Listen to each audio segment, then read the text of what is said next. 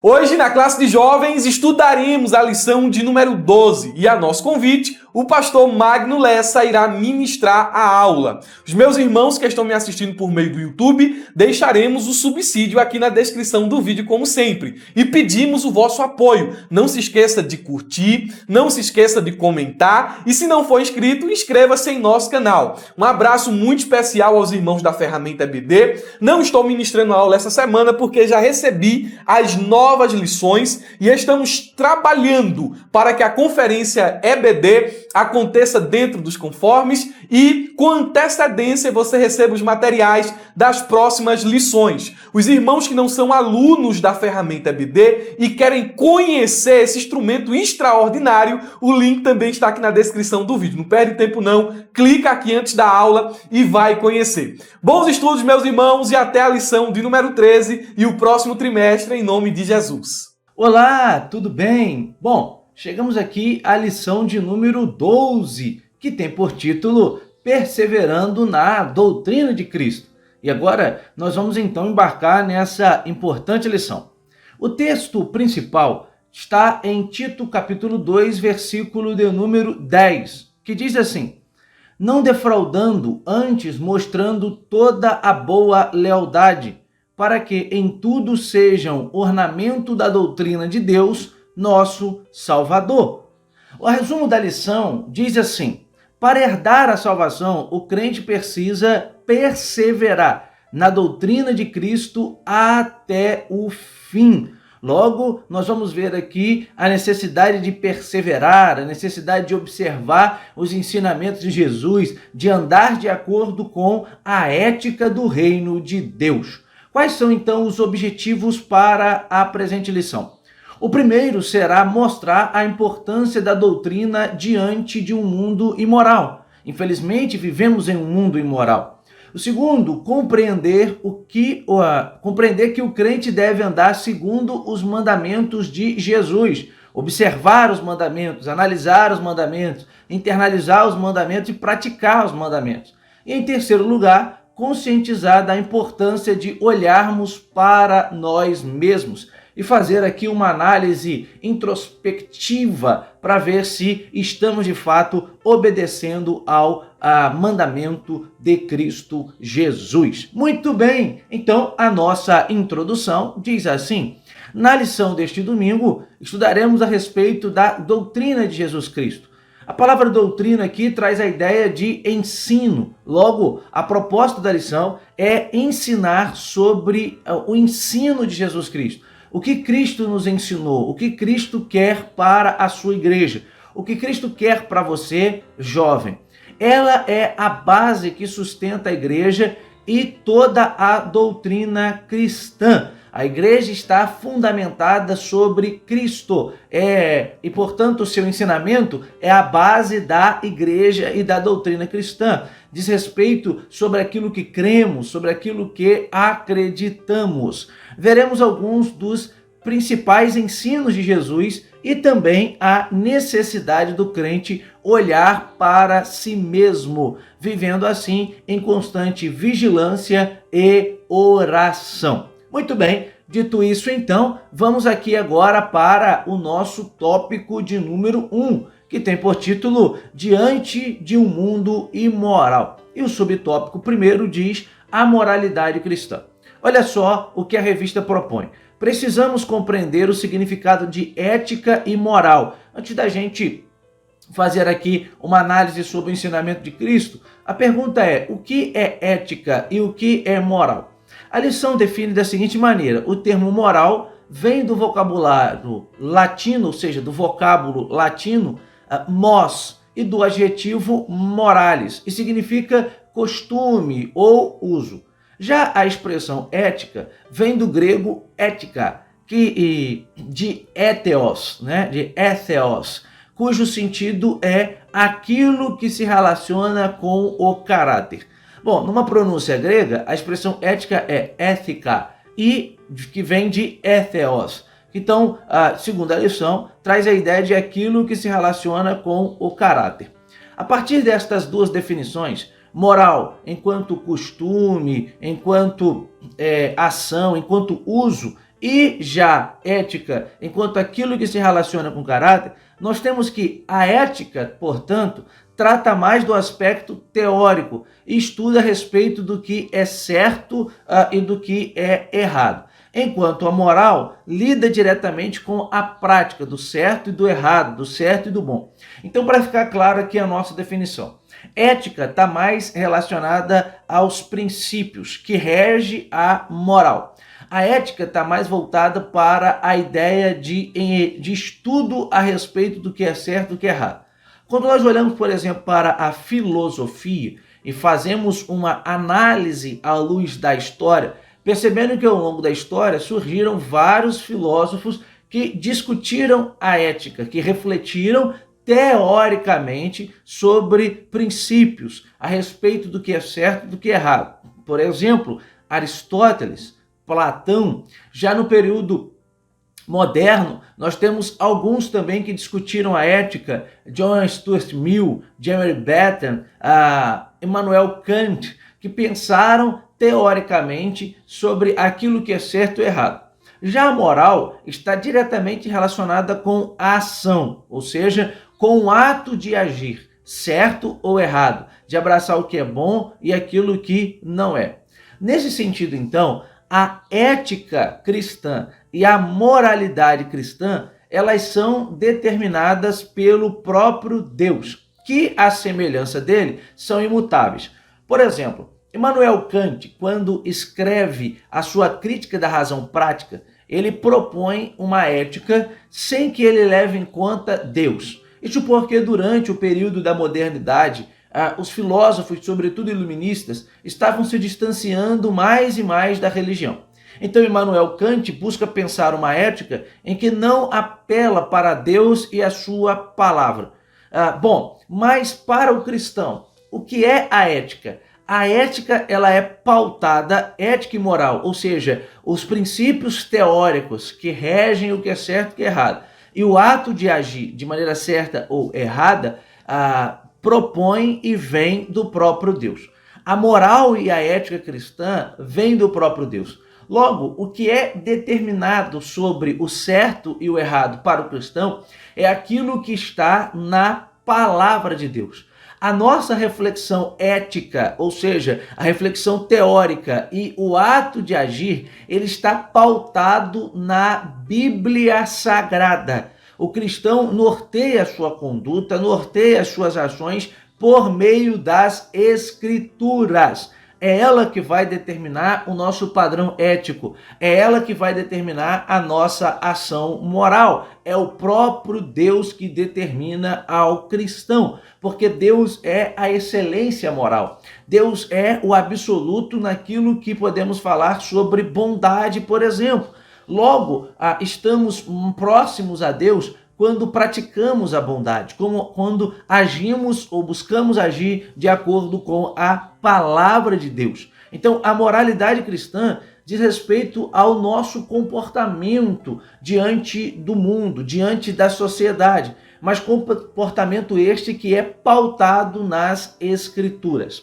Logo, ela pode ser considerada também como absoluto moral e se relaciona diretamente com o caráter moral de Deus. Pois através da Escritura nós conhecemos a Deus, nós conhecemos o Deus Santo, o Deus Justo, o Deus Amoroso, o Deus Misericordioso. Um exemplo desse princípio é o de que matar é errado, pois a Bíblia Sagrada diz que matar é errado. O homem foi criado à imagem e semelhança de Deus. Sendo assim, um mundo pautado pela moralidade cristã seria um mundo marcado pelas características divinas, conforme ensinado na Sagrada Escritura.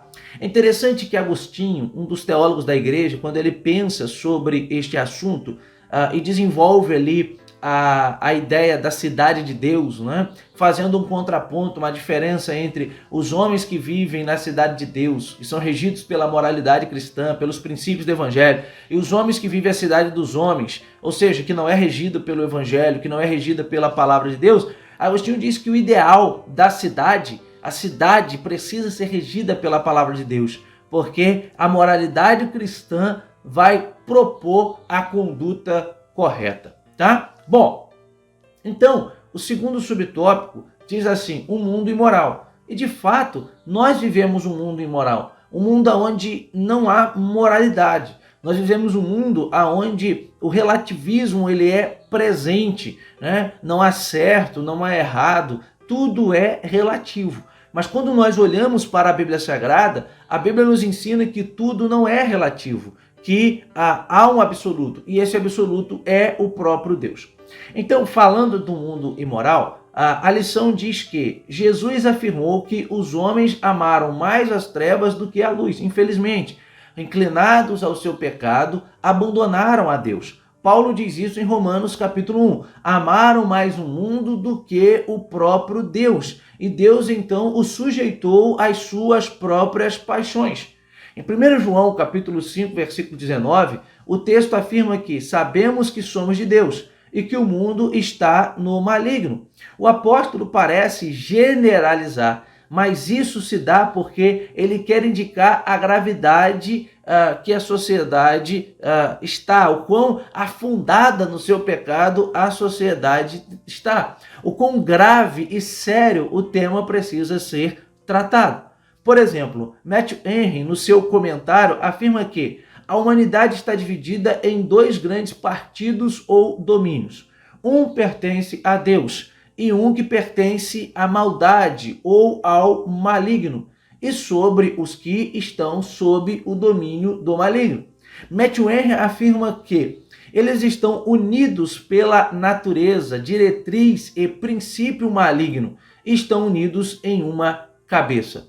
Há uma cabeça da malignidade e do mundo maligno, e ele tem um controle tão grande até que é chamado de o Deus deste século.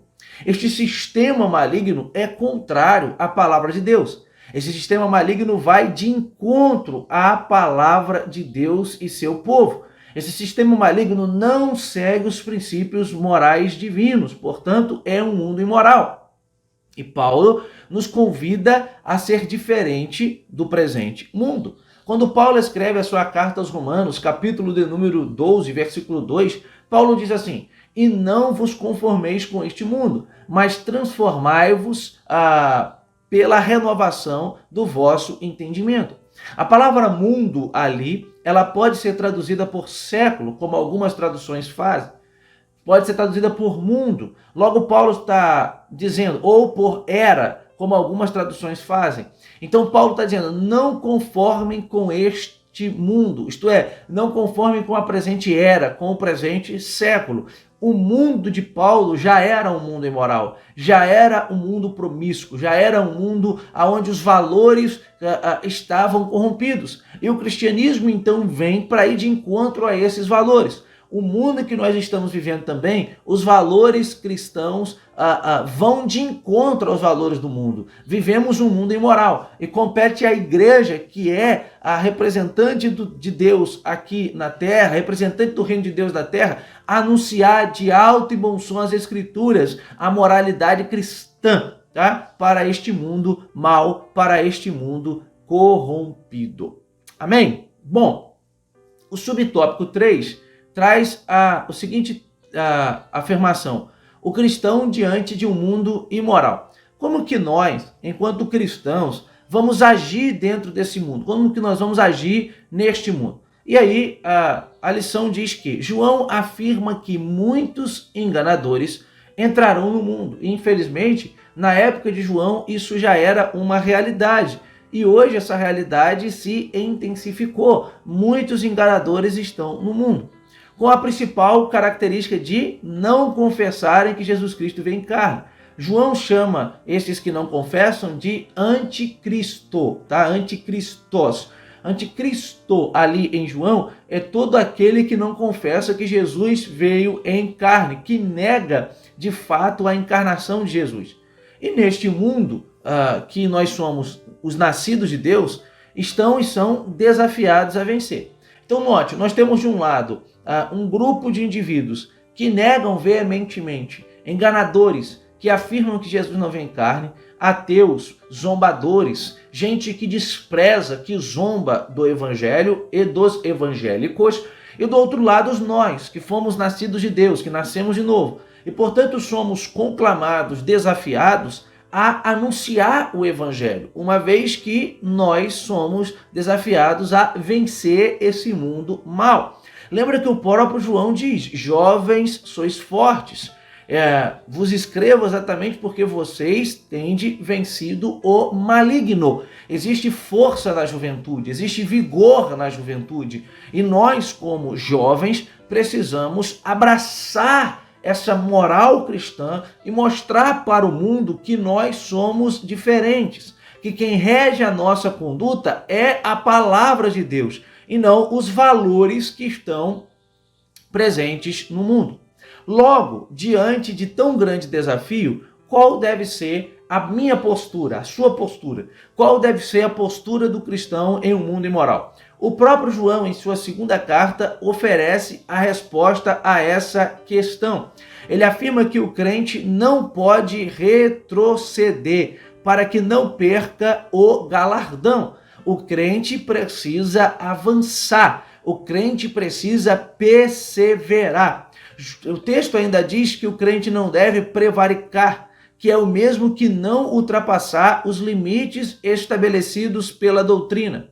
O crente, portanto, ao invés de voltar atrás ou de ir além do que a Escritura diz, o que a palavra de Deus estabelece, ele deve perseverar, observar a Escritura, isto é, a verdadeira doutrina, com vista à manutenção da comunhão com Cristo, com Deus, e como assim ele pode enfrentar e vencer o mundo imoral. Como que o jovem vencerá esse mundo imoral se ele não observar a palavra de Deus? Não tem como vencer esse mundo imoral sem observar a palavra de Deus, sem praticar a oração. Timothy Keller tem um livro chamado Oração.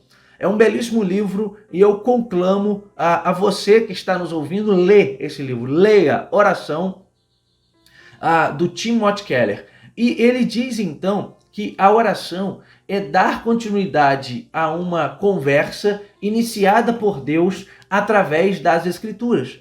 Deus, através das Escrituras, iniciou uma conversa conosco.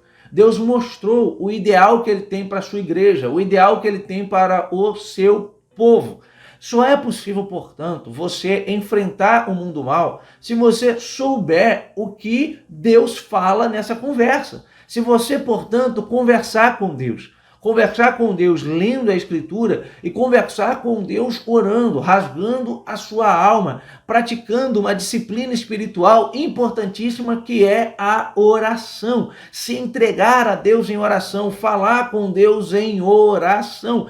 Deus quer que você converse com ele, porque assim você apresentará a Deus a sua vida, o seu coração e vai saber de Deus o que ele tem para você. O mundo é mau, não dá para resistir o mundo sem saber o que Deus quer da sua igreja. E a gente sabe o que Deus quer da sua igreja lendo a Bíblia e conversando com Deus em oração. Amém? Bom, o tópico de número 2 traz o seguinte título: Andando segundo os mandamentos de Jesus. Vamos olhar agora para os mandamentos de Jesus. O primeiro subtópico diz: os mandamentos de Jesus. O Sermão do Monte, que é um sermão que aparece em Mateus capítulo 5 e vai até Mateus capítulo 7, é um sermão que, basicamente, ele nos apresenta a ética do reino de Deus. Alguém chamou o Sermão do Monte de a carta magna do reino de Deus, a constituição do reino de Deus. O Sermão do Monte, então, são uma série de mensagens ensinadas, pregadas por Jesus aos seus discípulos e à multidão que estava ali ouvindo ele pregar. O Sermão do Monte, ele é extenso, ele é profundo, ele é cativante. Esse sermão tem sido considerado uma expressão ampliada e aplicada da lei de Deus entregue a Moisés. A conclusão desse sermão, que aparece em Mateus capítulo 7, oferece um resumo e uma recapitulação dos princípios do reino de Deus expostos por Jesus.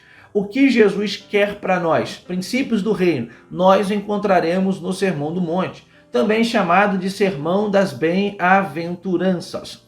Podemos assim perceber que o Sermão do Monte representa a expressão fiel e exata dos mandamentos de Jesus, daquilo que Jesus quer para a sua igreja. Eles estão assim dispostos: relacionamento interpessoais saudáveis e relacionamento saudável com Deus. Também apresenta para nós o caminho da salvação e o da predição. Alerta sobre os falsos profetas e a seriedade do reino de Deus, demonstrada na forma com que se dará o dia de acerto de contas.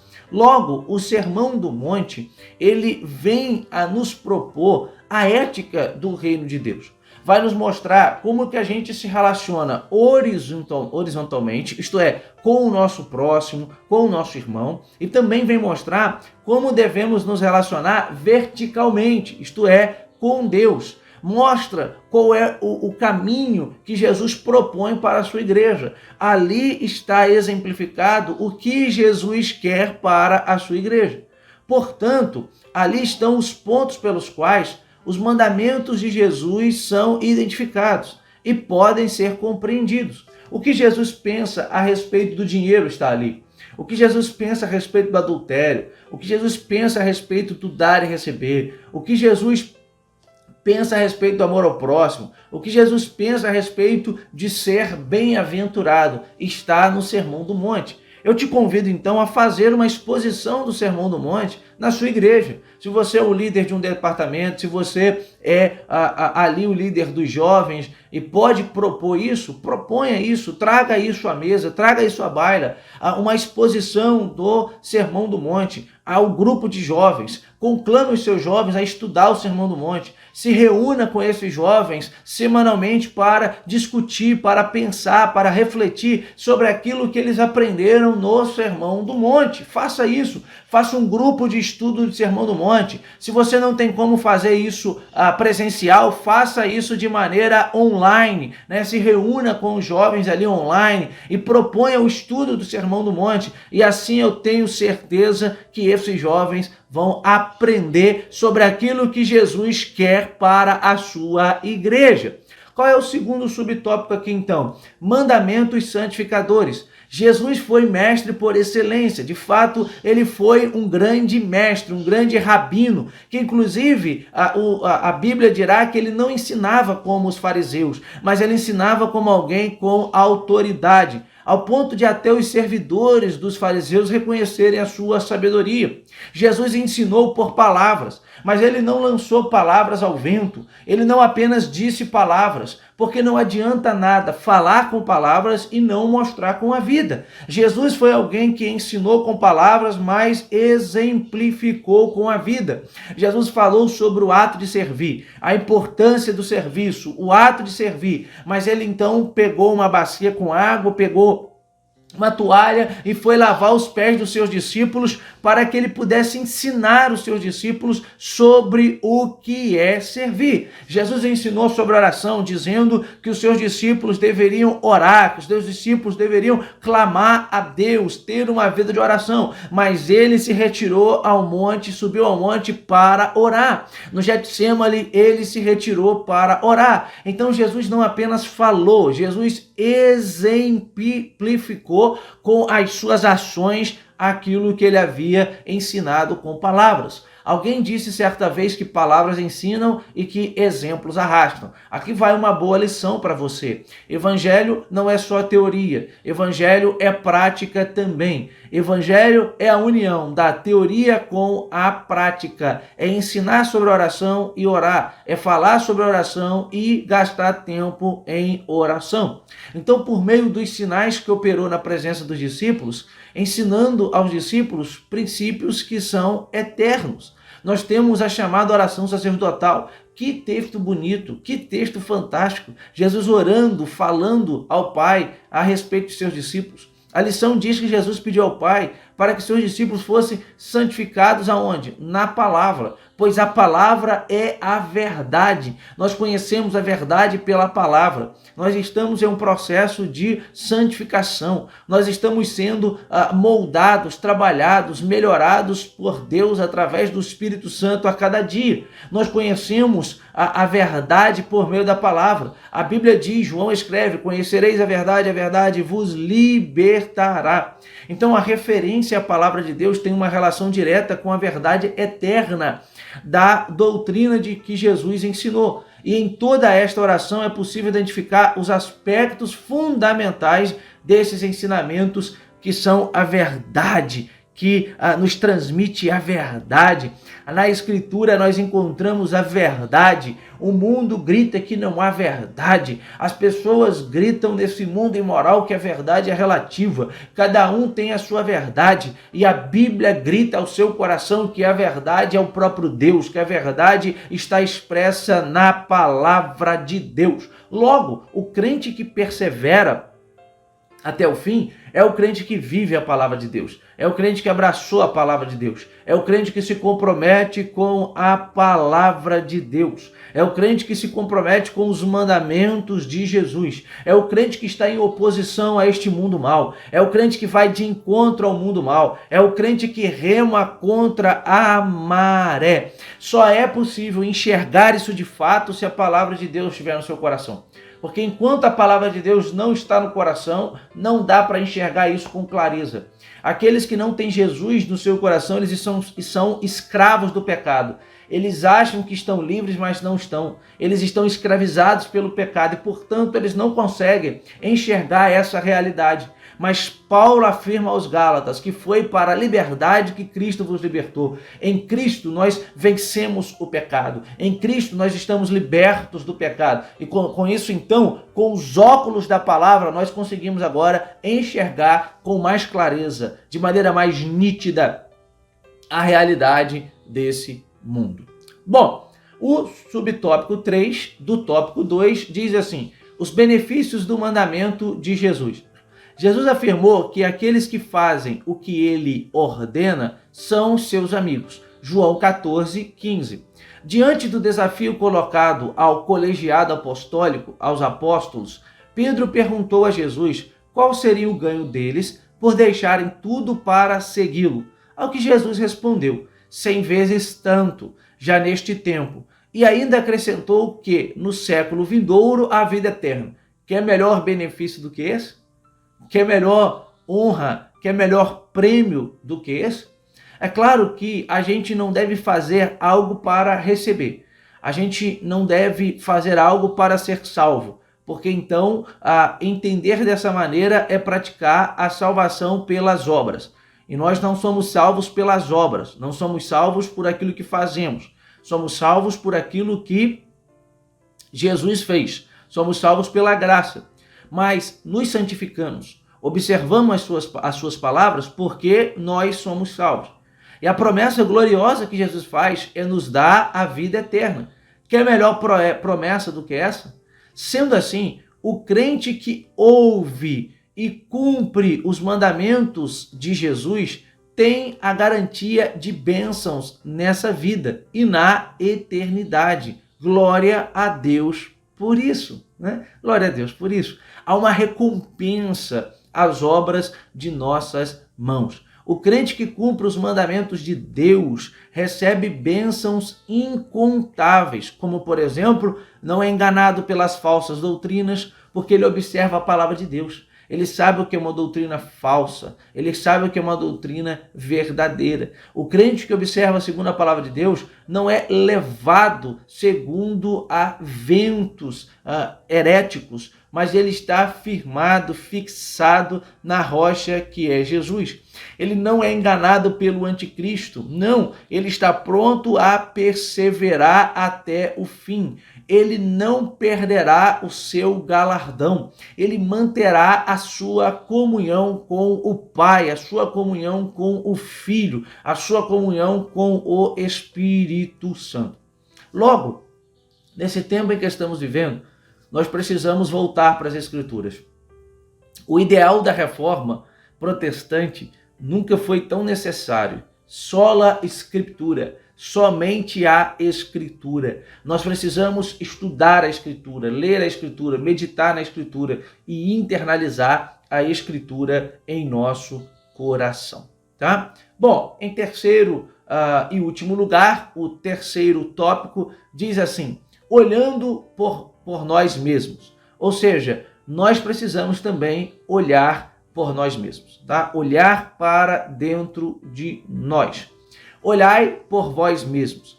A expressão usada por João, olhai por vós mesmos, em 2 João, 2 João 8, porque só tem um capítulo, é praticada uma repetição, é praticamente uma repetição das palavras de Jesus aos seus discípulos em Marcos capítulo 13, no qual há advertências e pontos específicos, como o cuidado com o engano doutrinário e a atenção e vigilância.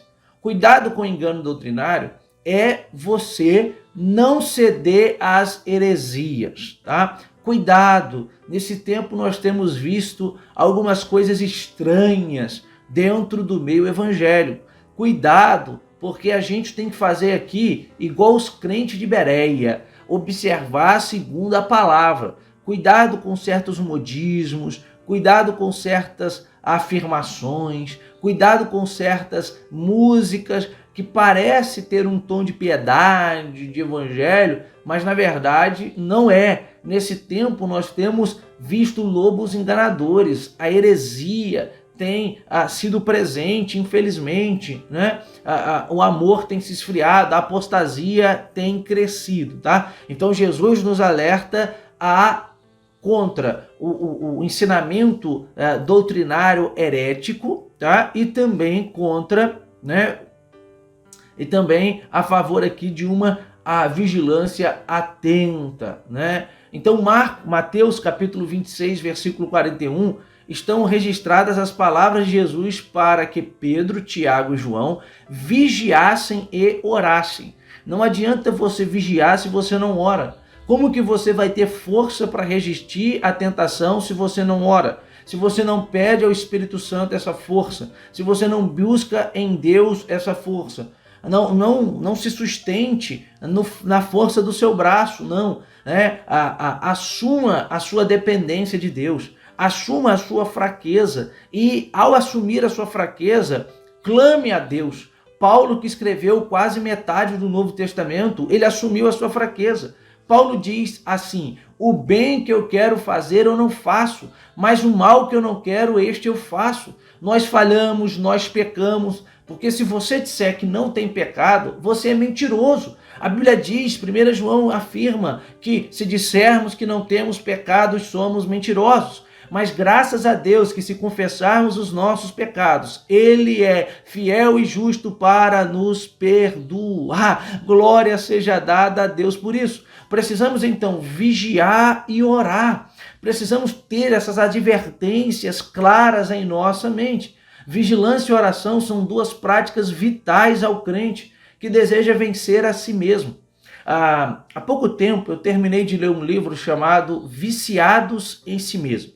Esse livro foi escrito por um psicólogo chamado Larry Crabb. Ele tem vários livros publicados em língua portuguesa. Mas eu confesso que foi um livro que mexeu muito comigo. Um dos poucos livros que me fez chorar assim de 10 a 15 minutos direto quando eu terminei de ler o livro. No Viciados em Si Mesmo, o Larry Crabb defende a tese fundamental que todas as pessoas são viciadas. Há pessoas que são viciadas em sexo, há pessoas que são viciadas em dinheiro, há pessoas que são viciadas em poder. Mas ele diz que, embora nós não sejamos viciados em sexo, dinheiro, poder, nós geralmente somos viciados em nós mesmos.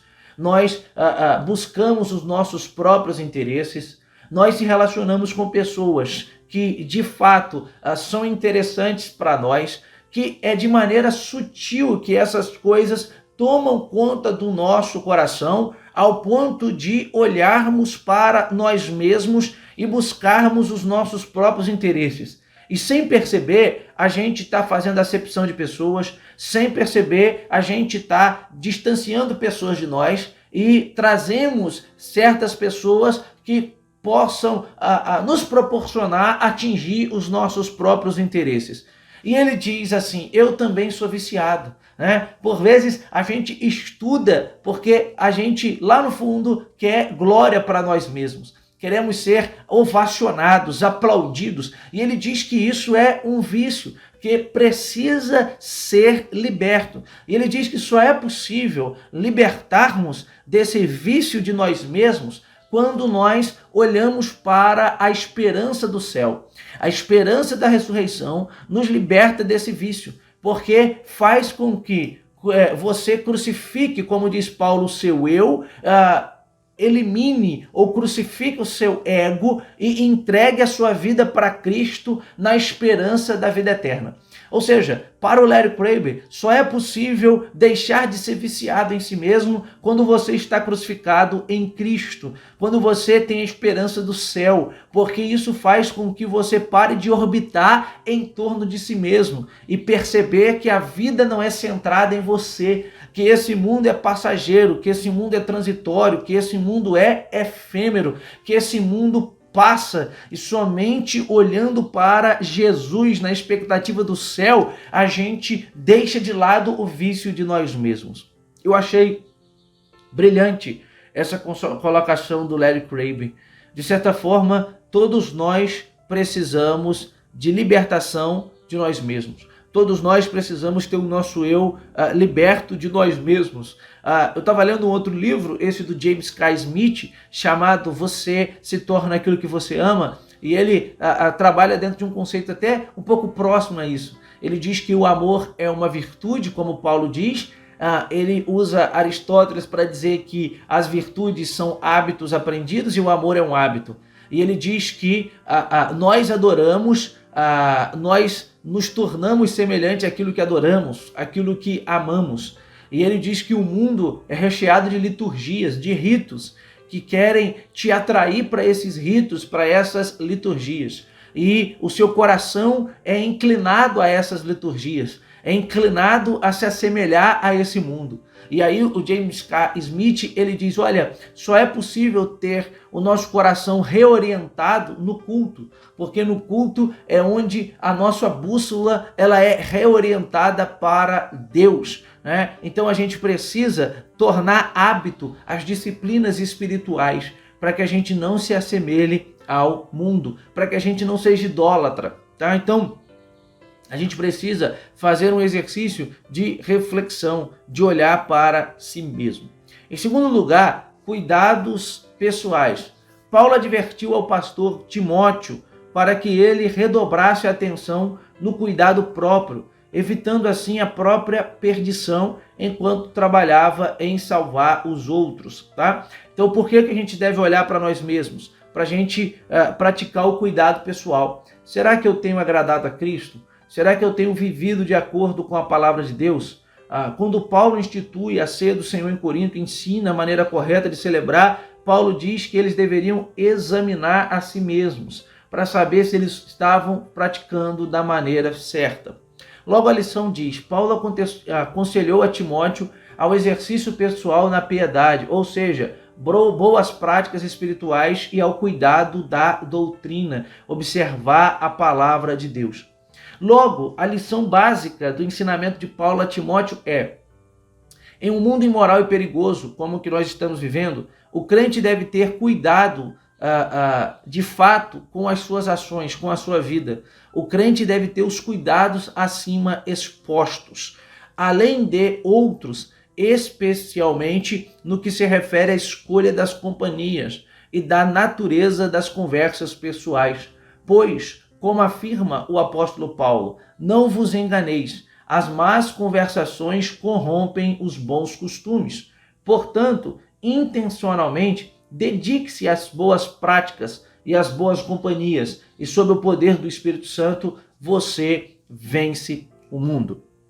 Há um ditado que diz, diga a mim com quem tu andas, e eu direi quem tu és. Cuidado com quem você chama para fazer parte do seu círculo de amizade. Cuidado com quem você coloca dentro da sua embarcação. Cuidado com quem você anda. porque esta pessoa pode corromper o seu coração. A gente tem que ficar aqui com o conselho de Paulo. Cuidado, as más conversações corrompem os bons costumes. Cuidado com o julgo desigual. Tem muitos jovens, né, e eu tenho dito isso frequentemente, que estão se relacionando em julgo desigual, dizendo, eu vou levar ele para a igreja, eu vou levar ela para a igreja. E na maioria das vezes é exatamente o contrário. Eu conheço vários exemplos disso. Vamos ficar com a Bíblia, vamos olhar para a Bíblia, busque dentro do arraial, busque dentro da igreja alguém que possa andar com você, alguém que possa estar com você. Cuidado, cuidado, tenha critério nas suas análises. Você não precisa que Deus levante um profeta e diga para você assim, case com esse, case com aquele, seja amigo desse, seja amigo daquele. Não, Deus já disse isso por meio da sua palavra, Deus já deixou os critérios para que o cristão se relacione, para que o cristão se case. Então a gente precisa amadurecer nesse sentido, tá? Leia a Bíblia, observe a palavra de Deus e você certamente vai saber como ser direcionado aí nessas situações pela palavra. Terceiro subtópico, vencendo o mundo. Depois de discorrer sobre a urgência e permanente necessidade da vigilância e oração, além dos cuidados pessoais que o crente deve ter, aqui se apresenta a forma pela qual ele pode enfrentar e vencer o mundo efetivamente. Como que o cristão vence o mundo de fato? Destaca-se a necessidade de conhecer os desafios impostos neste tempo. Além de uma vida de fato dedicada ao preparo espiritual, bíblico e intelectual, com vistas a responder adequadamente às indagações mais comuns da atualidade. A gente deve orar e ler a Escritura, estudar a Escritura. Faça um curso teológico, estude a Bíblia Sagrada, invista em livros, compre comentários, aprenda, se aprofunde da palavra de Deus. Considere aquilo que está dito na obra O Cristão na Cultura de Hoje. Os autores afirmam que, depois de considerar a realidade do mundo em nossos dias, o cristão deve abraçar a verdade de Deus, entendendo a ordem física e moral que ele criou, defendendo amorosamente essa verdade diante de seus vizinhos e tendo a coragem de demonstrá-la em os caminhos da vida. Não seja um James Bond do Evangelho, não seja um 007 do Evangelho. Represente o reino de Deus, seja o embaixador do reino de Deus aonde você estiver. Logo, a lição básica é: vigie, ore e cuide de sua vida espiritual, porque só assim você terá condições de enfrentar o mundo e de vencer um mundo imoral. Mantenha-se firmado na verdade da palavra de Deus. Amém? Vamos aqui então para a conclusão dessa belíssima lição. A conclusão diz assim: aprendemos que o mundo se encontra perdido na imoralidade, contrariando os padrões divinos. Infelizmente, isso ficou claro aqui na exposição dessa lição. É neste mundo, nessas condições, que o crente é desafiado a se manter fiel a Deus. E a gente só consegue isso pela ajuda do Espírito Santo, enfrentando e vencendo as propostas e os enganos desse sistema contrário aos princípios divinos. Esta lição reafirma a necessidade de o crente olhar para si mesmo, isto é, estar vigilante e em oração, conforme advertido pelo próprio Jesus, pois somente assim é que o mundo poderá ser vencido. Amém? Diante disso, então, chegamos aqui ao final da nossa lição. Que Deus te abençoe e que Deus continue falando em seu coração. Amém.